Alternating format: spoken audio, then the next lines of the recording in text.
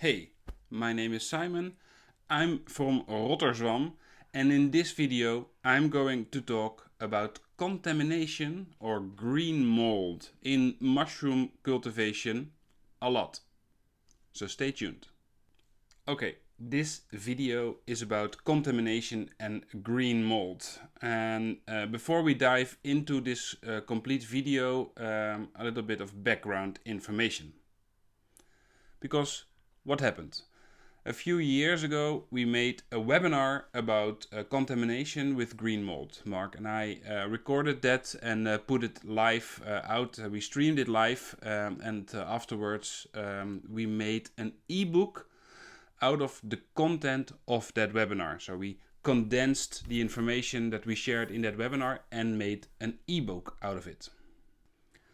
Then we did a video on announcing that we had a new ebook, but a lot of YouTubers were complaining about that because we were not providing information in the video, and we were only announcing that we were doing an ebook, and that was probably not really clear, so that's why I decided to do it completely over. So in this video we're going to show and share two things. One is the new ebook that we, or it's not new anymore, but the ebook that we launched. And second is showing and sharing the full webinar about contamination and green mold and preventing it in urban mushroom cultivation.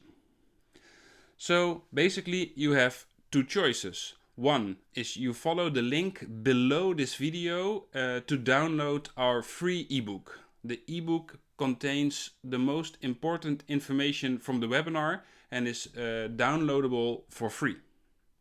Or option number two is to watch the full webinar and see all the information we share in there. It's starting directly behind this short introduction. So I hope with the splitting of information we have satisfied the YouTubers out there who wanted to have the choice or at least more information in the video. So hope this settles that, and I hope you get a lot of valuable information out of this webinar. And don't forget, if you like our videos, if you like the information we share about urban mushroom cultivation, give this video a thumbs up. And maybe subscribe to this channel. Enjoy the webinar. Yes, We are live. we're live. Okay, welcome everybody. We're live, and first moments we always take a small moment to see if all the technical things are working. So first of all, welcome. I think few people are already in the room, and maybe it's good to have a check if the sound is okay. So if you can put in the chat room if you can hear us. And it's also good to explain a little bit how this works. We got a delay of about 60 seconds. So it will take a while until we see your response in the chat room. And then, of course, hopefully we can hear that there is no problem with the sound. You can hear us all, and otherwise we have to change some settings. Here everything looks okay. The mic looks great. This is the back of the mic. This is the front of the mic. No responses yet, so it's the delay probably. Now 9 people in the room. The chat box is enabled, right? Maybe that's on presenters now can, so we have to turn that on. It was on. It was on. Yeah, it was on. Silence fine. Okay. From Max and Bernardo, I can hear you. All right, perfect. And the image, maybe it's also good to check the image. Can everybody see us good? Are we going in slow motion or not? Newcastle YMCA. Okay, John, welcome. Welcome in the house. Carol can hear us. Bit of electronic sound. Okay, so all right. Okay, image is good as well. Image is good as well. All right, then that's a good moment to start. I think all the technical things are here. Yeah. Maybe it's good to start with a small introduction who we are. My name is Mark Slegers. I'm together with Simon, one of the founders of Rotterzwam, mushroom farm in the Netherlands, in Rotterdam. And we do this now, I think, for the 6th, 7th time. The webinars. Yeah, it's number 6 or number 7 already, going fast. And we're now, maybe it's good to first also introduce you, Simon. Yeah, so Simon, urban mushroom farmer, formerly worked in financial services. So I was in banking and insurance for 15 years. Enjoyed it, but didn't feel connected with that branch anymore. So 5 years ago, I decided to do something else. I did permaculture courses, beekeeping courses, and clay plaster course. And I get the goosebumps when I talk about that, so that's always a good sign. And from there, I discovered mushroom farming on coffee waste through the book, The Blue Economy, which is over there. Can you grab it, Mark? Mark is the lovely assistant for the backstage props that we have laying around. So the Blue Economy book, written by Gunther Pauli, in which he describes 100 business cases of things you can do with waste. That's the Dutch version, of course. You have them in several languages. So, then we started farming mushrooms, and we found this abandoned swimming pool in the city center of Rotterdam. And that's how we started. And from there, things were in motion. Yeah, first, maybe just a little bit about myself. I are trained as a biotechnologist. Worked not very long in a chemical company producing yeast. And after that, I went to work for the ICT sector. After that, a few years later, I started to work in an energy company locally here in Rotterdam. But after doing that for about 5 to 8 years, I was also looking for a new challenge to do something with sustainability. Was inspired also on the lean management method to improve business from inside. And from that, I thought, well, you can also project that on the topic sustainability. And started my own company about helping other companies to become more sustainable, but by writing plans and advising them, I think it was not speeding up that fast.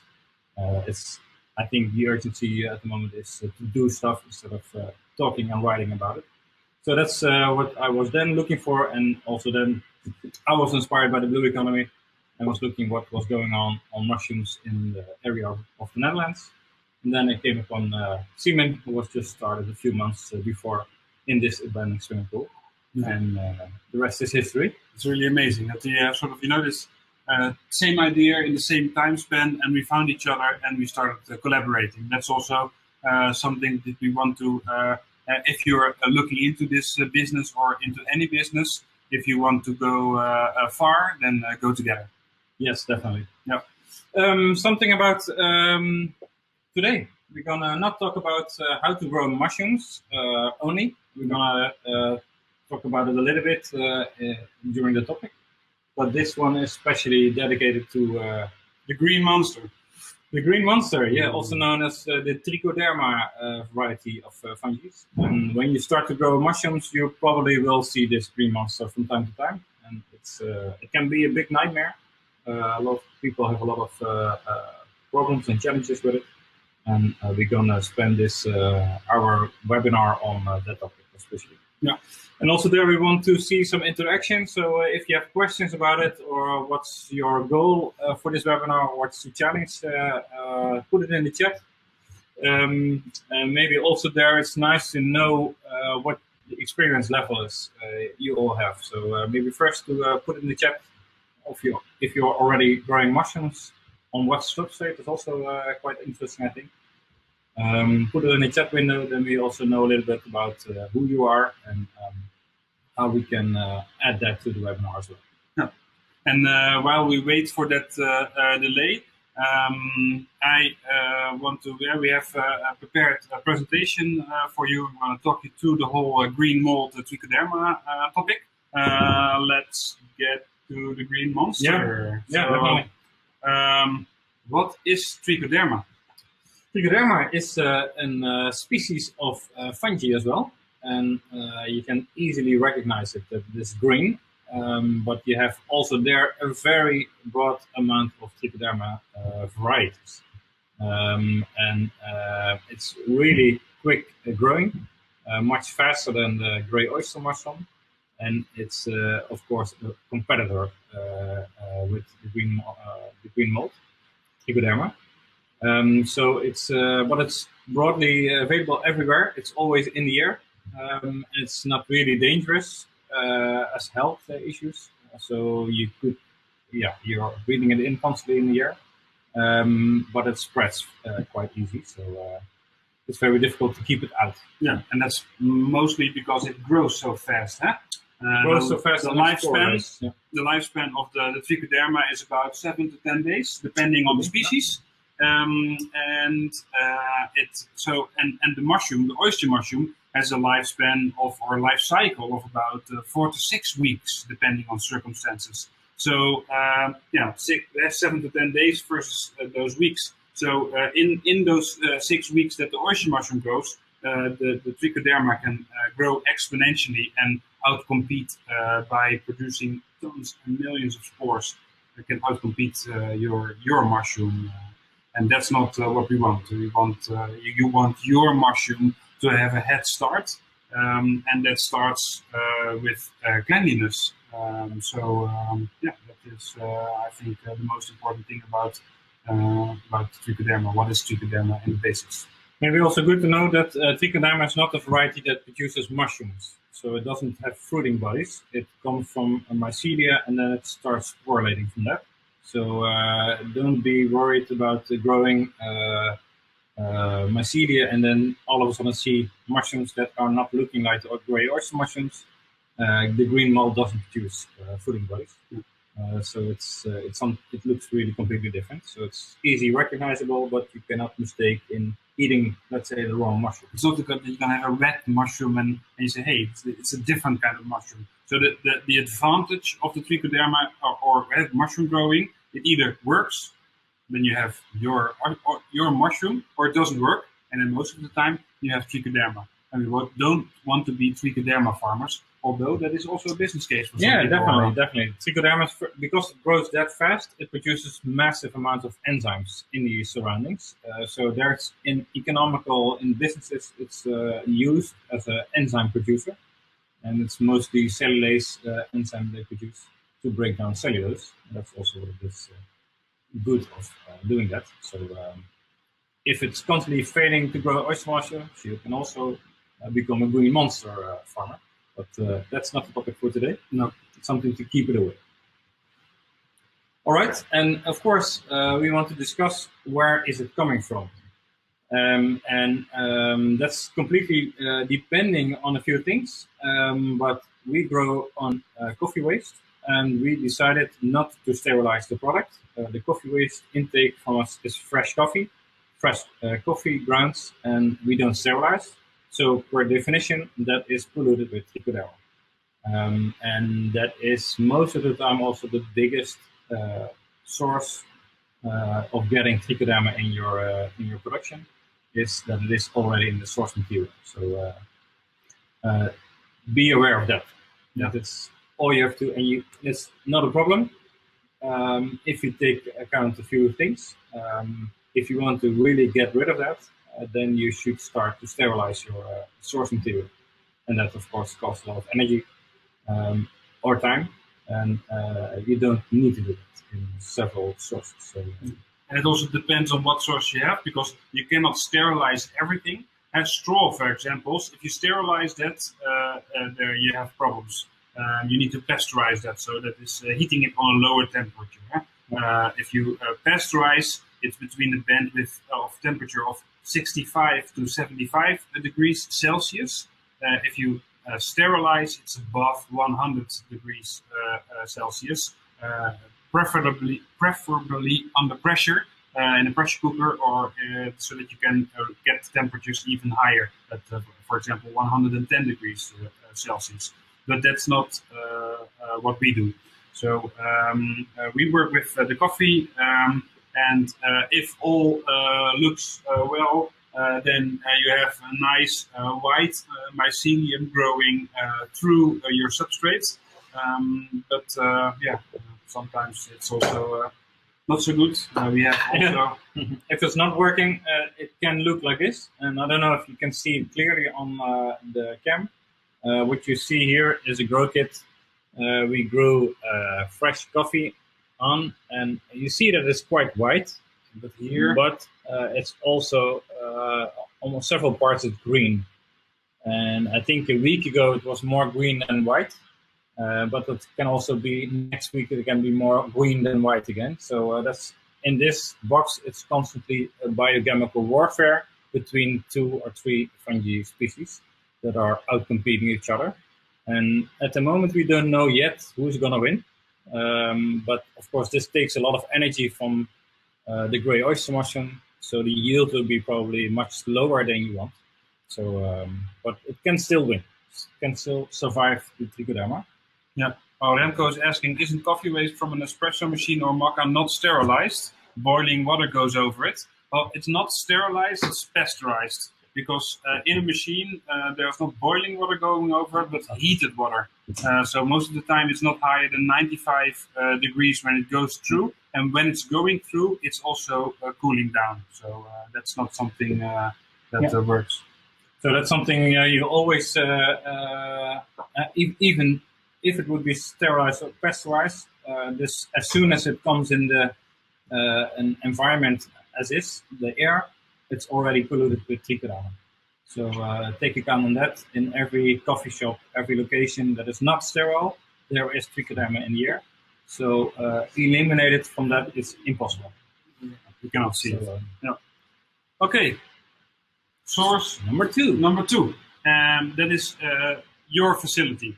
So depending on if you are like a small home grower or a medium size farm or a larger farm, it depends on your facility and where it's located, for example.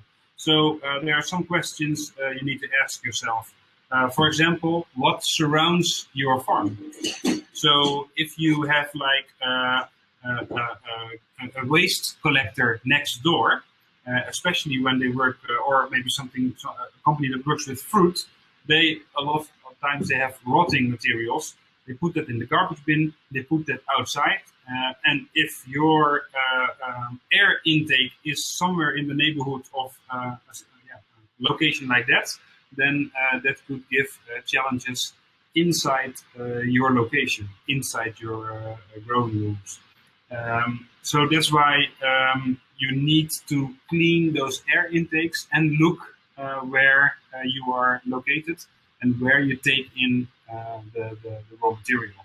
It's the same with getting the raw material, the spent substrate after you finished farming. If you take it outside of your farm, you want to take it downwind. Did I say that correct? Downwind. So you want to have farm, if the wind is coming from this direction, you want to have your farm here and your waste there, not the other way around. So that the wind blows the spores away from your farm. Yeah, we got a lot of questions during the time we do our master programs and training programs for people that also ask, is it possible to make your own substrate outside? And yes, definitely it's possible. I think it's sometimes even better to produce your substrate outside.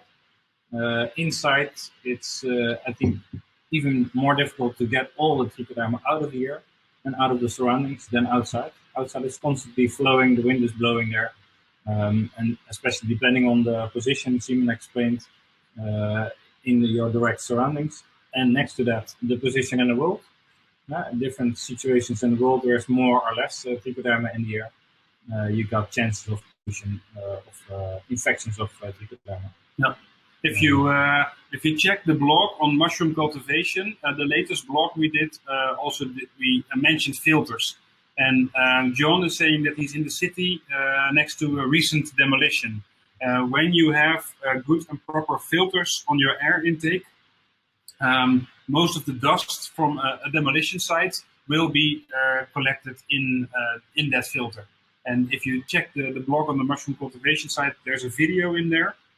And there we show how our air filter works in our mobile mushroom unit, the container farm that we have. The test site elsewhere in the city, you can see clearly how much rubbish the filter keeps out, and it's really a big contrast. So filter is interesting. Yeah, we go on that later on. I think also with HEPA filters we discussed a little bit. Yeah, definitely. And I think just filter that is possible, but you cannot ever get all the Trichoderma out of the air. You always get something in, so but make sure that you keep most of it out. Yeah, and your position in the world is also important because, as John mentioned, he's in the city. But if you are somewhere on a mountain or in Iceland, where it's colder on an average yearly basis, there you will have lower amounts of Trichoderma, because Trichoderma, they really thrive at a higher temperature. I think it's the average temperature is 24 degrees, unfortunately. Yeah. So about 24 degrees is ideal. And I feel that we are also having some Trichoderma here because it's really, it's cold outside, but with the sun here in Rotterdam, it's pretty hot here in our little office studio. So the routing internally in your farm is also important. Yeah, definitely. Very important. Here on the picture behind me, you can see the ideal routing that you want in your farm. So that is that you have the intake of raw material and substrate on one end, and that you have the outgoing material, so the spent substrate and other waste in the back, so that you don't have any cross-contamination early in this process. Yeah, that's something. Another thing is also the same you do with producing your own substrate. Always start with the freshest material you have. If you have different batches of coffee grounds or different kind of substrate, you could determine which one could be the most infected, and always start with the freshest material that has the less polluted material in it. Then you don't pollute your mixing materials, your environment. If you start with the most infected material, you will cross-contaminate all the other things. So always remember also how to make batches of substrate. Start with freshest material, cleanest material, and then to the end to more infected. But you mentioned HEPA filters. HEPA filters. What is your stand on HEPA filters? HEPA filters, yeah, very good. It's difficult. I think it's they're very expensive, and I don't think it's worth the money. HEPA filter is known that they can even filter out all the spores from different varieties of fungi. So it's very fine filters. But I mean, as soon as you open a door, you already got a lot of pollution in again. So to get a really clean room, you also should have a sort of airlock to go in, and even then you will carry some infections in a room. So unless you have an airlock, skip the HEPA filters. Yeah, and that's a little bit what Tracy asked. What about if we use a laminar airflow filter in a semi-clean room? A laminar flow is always good because you could blow through air. For the people who laminar flow uses a HEPA filter, but it's a sort of internal system. So the laminar flow is most of the time used in laboratories to have clean samples, to make clean samples. But you could also make a setup where you produce substrate and have the laminar flow blow this clean and filtered air over your working area, and that can work pretty good. I know the guys in Brussels from Permafungi have a method, and they work with like that, so that could definitely work. But if you then look, invest in a good substrate and clean room of a clean substrate compared to HEPA filters. If you cannot guarantee that your coffee is clean enough, then the HEPA filters have no advantage at all. So it's a waste of money. Source number 3. So your substrate. Here you can see a picture. I don't know if it's clearly visible because it's the first time we work with this screen. So let us know if there's not good things visible here. But what we can see clearly is that there's this cut in this bag, and this is completely green. I don't know. Can you see this? How does it work? How come? Yeah, how come? Well, we can maybe take the camera a little bit closer if you cannot see it. It's, I think, interesting. But what happens? Not lose contact. No, that's No, that's not working. We have technical. We cannot move it. But what happened here with this bag is because it does not have a good gas exchange. So this is not a good perforated bag. This is how we started in the beginning. We made cuts in the bag so that the mycelium can breathe, because it needs to breathe. But by breathing through that hole, it sort of dried out the substrate around that hole. So what we found is that when you make only cuts like this in a substrate bag, that you have Trichoderma all over the opening because of the drying out of the substrate. So yeah, and what you see, the rest of the bag is fine. So the substrate is fine, but as soon as it starts to dry out, it's lacking the energy to compete with Trichoderma. So the infection is here coming from outside in. And most of the infections you will have is that the infection is in the bag already. And that's the next page indeed. And from there, it starts competing with the oyster mushrooms you put in there. And that is much more complex because there are a few factors that are very important.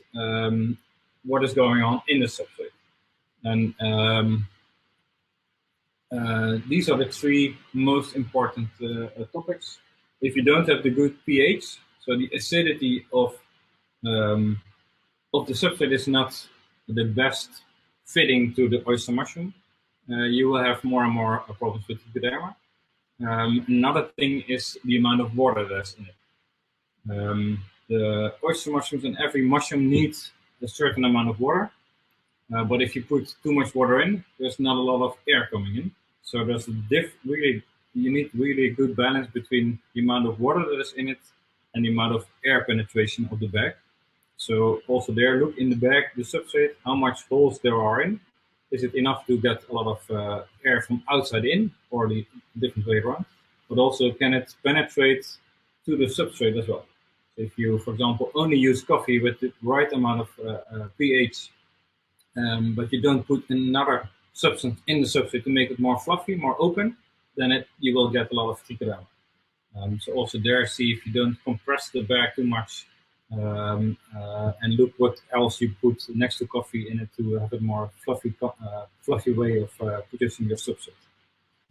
Another thing is that by getting really fast-growing mycelia, it starts to heat up if you don't cool the surrounding.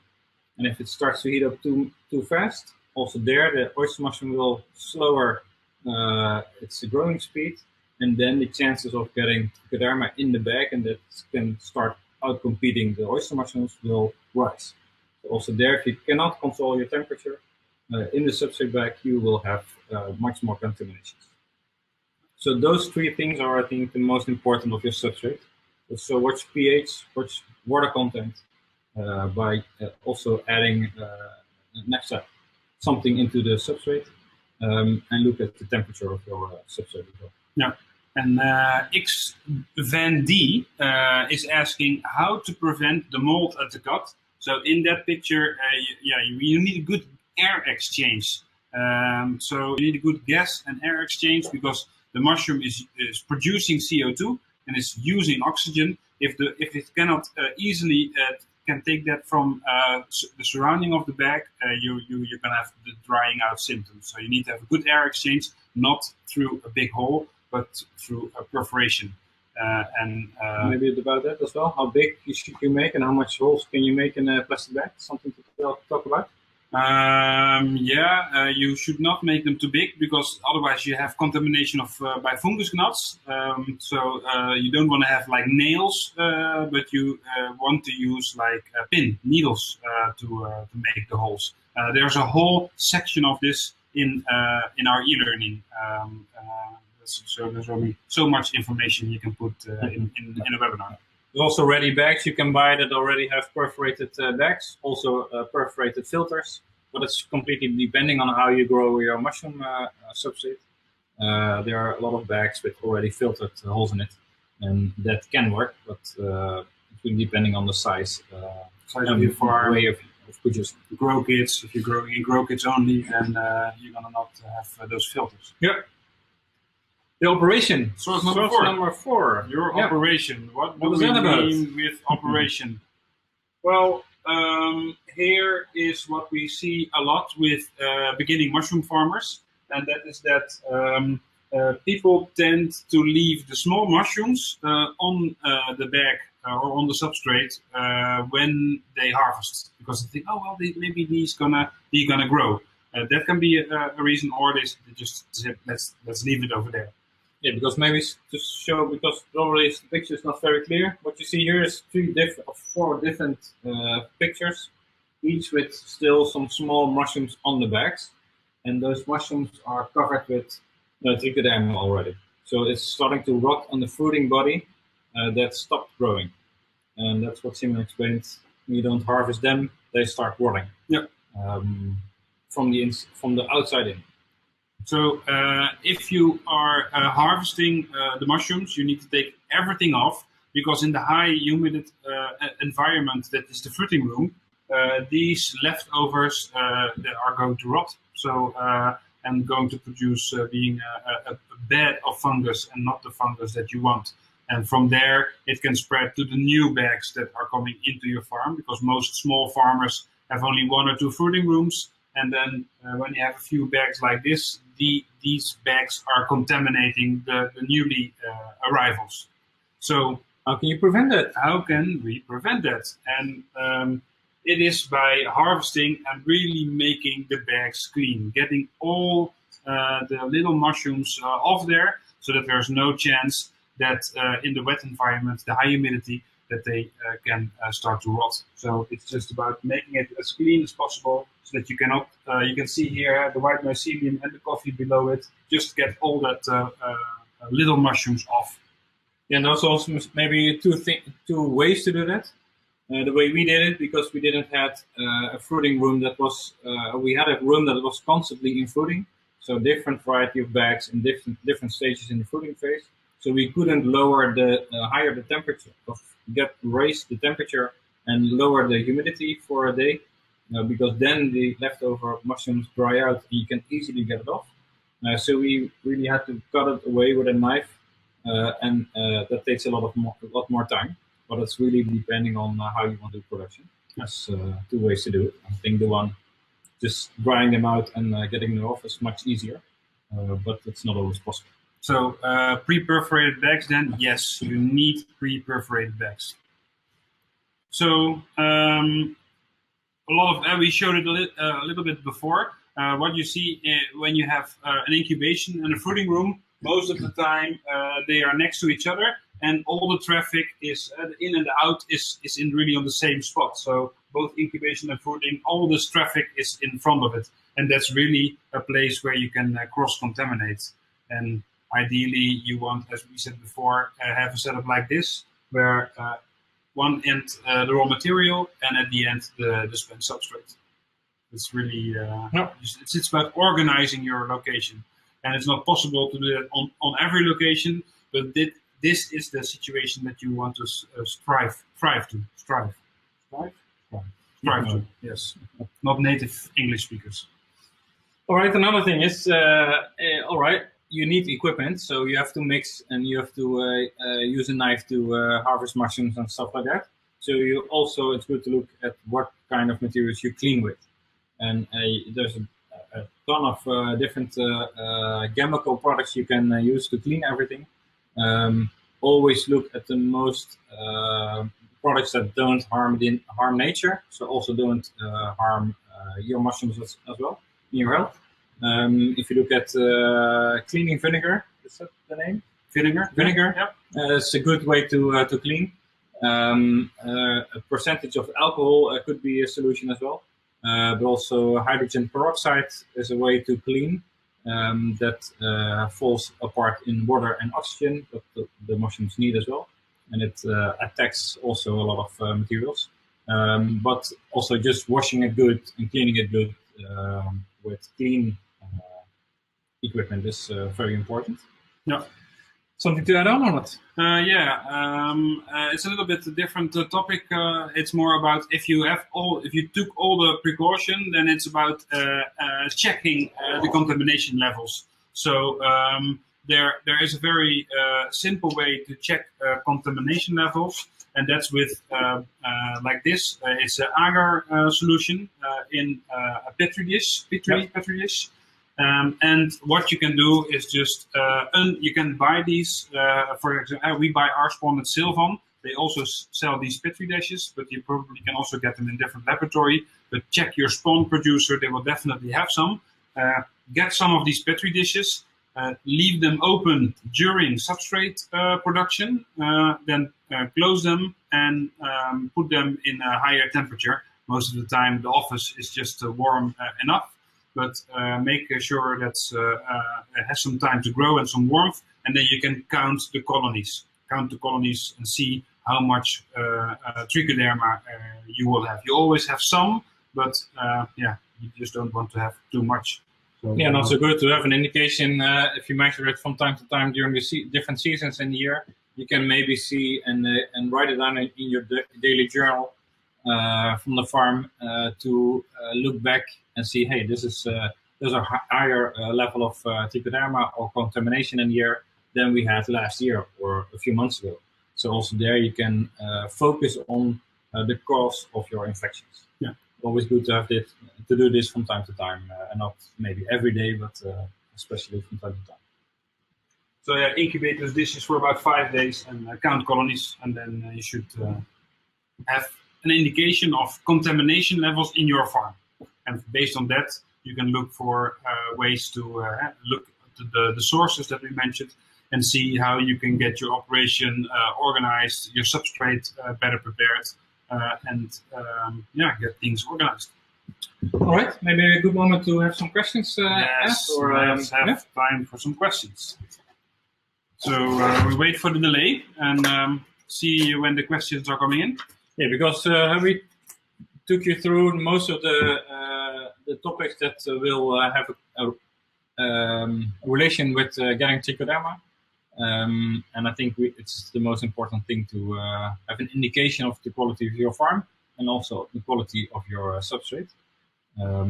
If you don't have a lot of infections, then you know we're doing good and operation is running smoothly. So what are your questions? What are your challenges with Trichoderma? Let's get them in the chat box. Maybe it's also good to share if you have, some what the name of your farm is or the name of your project. Share that also in the chat box. So first question, other visitors can check it out. Yeah, John is asking, do you filter all incoming air? And the answer is no, definitely not. And that's also, I think, something that is not necessary and also almost impossible or very, very expensive. So we just filtered with not a HEPA filter, but just a normal regular filter in the fruiting rooms, and that's it. Yeah, and we would like to filter the incoming air in the substrate preparation room. So that you can have some overpressure there, but no HEPA filters, no airlocks, just work clean, and you should get things going. Yeah, another question from Max is: have you tried ultraviolet lights to sterilize the room or equipment? We don't, and also because sterilizing the room, we don't think it's necessary. It's a waste of energy and time. Unless you work with constantly sterile substrate as well to start with. But we don't do that, so for us then it is not a reason to do that. But you can do it with ultraviolet light, but also take care of your own health because ultraviolet light has the possibility to generate cancer on your skin. So take care of that. Don't get any high levels on your own body. So it's possible, but not recommendable, I think. Another one, growing in buckets is much more challenging. True. Because also after, when people will say sometimes they want to reduce the amount of plastic And then they're looking for this different kind of way, use buckets and stuff like that. But buckets are extremely difficult to clean, and also the gas exchange is hardly to arrange. Most of the buckets, they are bigger, so how do you get good air in the middle of the substrate? So we tried it as well. It works, but for you see pictures on the internet, people having this whole farms with buckets and stuff like that, but they don't show you the pictures when they're cleaning all these buckets, because that is also really a hell of a job. So any tips on the matter? We don't do it. So we have the grow kit for small kitchen farmers, but bucket farms, no, we don't. We have. Now here, this is the size of our buckets for the grow kits for the home farmers. And also, if you want to expand this and make it bigger for your own farm, then probably you will have a difficulty of getting enough air in the middle of the bucket, and also temperature buildup in the middle is not possible to control good enough. So there you have a few things that are already limiting an optimal growth of oyster mushrooms. So I think it's not easy. No. And Dakota is asking if we try to remove Trichoderma from infected bags. Well, it's difficult to open a bag, then get infection out, and then sort of close the bag again, like a surgeon. So what we tend to do is monitor and see how much Trichoderma is in there. If there's like a small patch of Trichoderma, then most of the time we just leave it there. And sometimes the oyster mushroom can just make it sort of keep it on one spot so that it doesn't expand, and sometimes even grow through it, so pushes it aside. If there's a lot of Trichoderma in it, like more than half of the bag is, then we just get rid of it and get it out.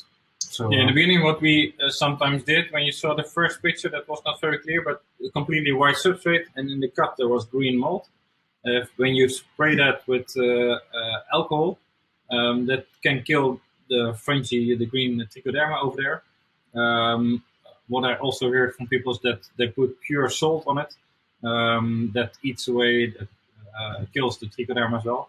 But I mean, it's all energy putting there for a little bit more yield or saving the bag. If when you have it in the bag, more than half, it's a waste of energy. Yeah. Get rid of it and make sure it doesn't infect all the other bags, and start with the clean bags.